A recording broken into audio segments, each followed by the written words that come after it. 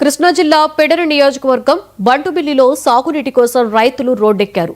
దాళ్వా పంటకు నీరు ఇవ్వాలి అంటూ పెద్దూరులో రైతులు ఆందోళనకు దిగారు. రైతులు నాయకులను పోలీసులు అడ్డుకోవడంతో తీవ్ర వాగ్వాదం జరిగింది.